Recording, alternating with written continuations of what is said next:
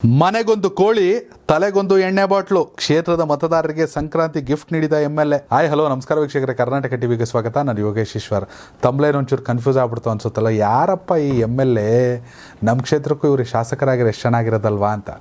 ಸಂಕ್ರಾಂತಿ ಸುಗ್ಗಿ ಹಬ್ಬ, ಖುಷಿಯಾಗಿ ಹಬ್ಬ ಮಾಡಿ ಎಳ್ಳು ಬೆಲ್ಲ ತಿನ್ನಿ ಒಳ್ಳೆ ಮಾತಾಡಿ ಅಂದರೆ, ಇಲ್ಲೊಬ್ರು MLA ಸಾಹೇಬರು ತಾವೇ ಬುಟ್ಟಿ ಒಳಗಿನ ತೆಗೆದು ಪ್ರತಿ ಮನೆಗೂ ಒಂದೊಂದು ಕೋಳಿ, ಫಾರಮ್ ಕೋಳಿ ಹೊಡಿರಿ, ಹೊಡ್ಕೊಂಡು ತಿನ್ನಿ, ಹಂಗೆ ಎಡದೆ ಕೈಯಿಂದ ತೆಗೆದುಬಿಟ್ಟು ತಗೊಳ್ಳಿ ಒಂದು ಫುಲ್ ಬಾಟ್ಲಿ ಎಣ್ಣೆ. ಕ್ಷೇತ್ರದ ಮತದಾರರಿಗೆ ಶಾಸಕರೊಬ್ಬ ಕೊಟ್ಟಿರುವಂತಹ ಸಂಕ್ರಾಂತಿ ಗಿಫ್ಟ್ ಇದು.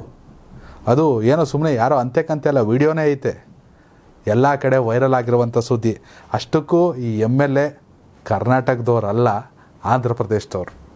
2019 ವಿಧಾನಸಭಾ ಚುನಾವಣೆಯಲ್ಲಿ ಗೆದ್ದವರು ಇದಕ್ಕೆ ಮತ್ತೆ ಎಲೆಕ್ಷನ್ಗೆ ಸಜ್ಜಾಯ್ತವ್ರೆ. ಹಬ್ಬ ಬತ್ತಲ್ಲ, ಗುಂಡು ತುಂಡು ಪಾಲಿಟಿಕ್ಸ್ ಜೋರು. ಎಸ್ ವೀಕ್ಷಕರೇ, ಮಕರ ಸಂಕ್ರಾಂತಿ ಹಬ್ಬವನ್ನು ಎಲ್ಲೆಡೆ ಅದ್ದೂರಿಯಾಗಿ ಆಚರಣೆ ಮಾಡಲಾಯಿತು. ಹಬ್ಬದೇನೆಲ್ಲ ಹಲವೆಡೆ ಅಂದರೆ ಓರಿ ಆಯೋದು, ಓರಿಗಳನ್ನ ಓಡಿಸೋದು, ಇಂಥೆಲ್ಲ ಕಿಚ್ಚಾಯಿಸೋದು ಇವೆಲ್ಲ ನಡೀತವೆ. ಆದರೆ ಈ ಶಾಸಕರೊಬ್ಬರು ಮದ್ಯದ ಬಾಟಲ ಕೋಳಿ ಉಡುಗೊರೆ ನೀಡಿದ್ದಾರೆ.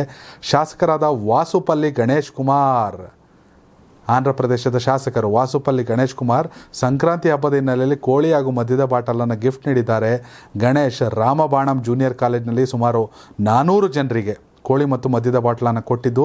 ಸದ್ಯ ಹೀಗೆ ಶಾಸಕರು ಕೋಳಿ ಮತ್ತು ಮದ್ಯದ ಬಾಟ್ಲು ಕೊಡ್ತಿರುವಂಥ ವಿಡಿಯೋ ಇಡೀ ಆಂಧ್ರದಲ್ಲಿ ಹಬ್ಬ ಮಾಡ್ತೈತೆ. ಎಸ್, ಎಣ್ಣೆ ಬಾಟ್ಲು ಮತ್ತು ಕೋಳಿ ಕೊಟ್ಟಿರೋ ಈ ವಾಸುಪಲ್ಲಿ ಗಣೇಶ್ ಕುಮಾರ್ ಆಂಧ್ರ ಪ್ರದೇಶದ ವಿಶಾಖಪಟ್ಟಣದ ದಕ್ಷಿಣ ಕ್ಷೇತ್ರದ MLA, ಅಂದರೆ ವಿಶಾಖಪಟ್ಟಣ ಸೌತ್ ಕಾನ್ಸ್ಟಿಟ್ಯೂನ್ಸಿ MLA. ಇವರು ಮೊದಲು ಚಂದ್ರಬಾಬು ನಾಯ್ಡು ಅವರ TDP ಪಕ್ಷದಿಂದ ಗುರುತಿಸ್ಕೊಂಡಿದ್ರು. ಆದರೆ ನಂತರದಲ್ಲಿ YSRCPಯಲ್ಲಿ ಗುರುತಿಸ್ಕೊಂಡು 2019ರಲ್ಲಿ MLA ಆಗಿದ್ದರು.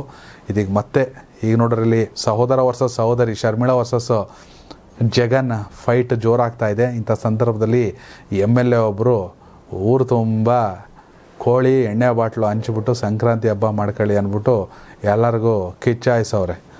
ಎಸ್ ವೀಕ್ಷಕರೇ, ಈ ಗುಂಡು ತುಂಡು ಮತ್ತು ಕೈ ತುಂಬ ಕೊಡುವಂಥ ಹಣ, ಇದಕ್ಕೆ ಮಾತ್ರ ನಮ್ಮ ಮತದಾರರು ಮತವನ್ನು ಹಾಕೋದಾ, ಅಥವಾ ಬರುತ್ತಾ ಮತದಾರರು ಪ್ರಬಲರಾಗಿ ನಿಜಕ್ಕೂ ಸೂಕ್ತ ವ್ಯಕ್ತಿಯನ್ನು ಆಯ್ಕೆ ಮಾಡ್ತಿದ್ದಾರಾ? ಲೋಕಸಭಾ ಚುನಾವಣೆ ಬಗ್ಗೆ ಹೇಳೋದಾದರೆ ಕರ್ನಾಟಕದ 28 ಲೋಕಸಭಾ ಕ್ಷೇತ್ರಗಳಲ್ಲಿ ಯಾರು ನಿಮ್ಮ ಕ್ಷೇತ್ರದ ಸಂಸದರಾಗಬೇಕು? ದಯವಿಟ್ಟು ಕಾಮೆಂಟ್ ಮೂಲಕ ತಿಳಿಸಿ. ನಿಮ್ಮ ಕ್ಷೇತ್ರ ಯಾವುದು, ನಿಮ್ಮ ಕ್ಷೇತ್ರದ ಸಂಸದರು ಯಾರಾಗಬೇಕು, ಹಾಗೆ ಯಾರು ದೇಶದ ಪ್ರಧಾನಿ ಆಗಬೇಕು? ಮೋದಿಯವರೇ ಕಂಟಿನ್ಯೂ ಆಗಬೇಕಾ, ಹ್ಯಾಟ್ರಿಕ್ ಸಾಧನೆ ಮಾಡಬೇಕಾ, ರಾಹುಲ್ ಗಾಂಧಿ ಅವರ, ಮಲ್ಲಿಕಾರ್ಜುನ್ ಖರ್ಗೆ ಅವರ? ನಿಮ್ಮ ಅಭಿಪ್ರಾಯನ ಕಾಮೆಂಟ್ ಮಾಡಿ. ಧನ್ಯವಾದಗಳು.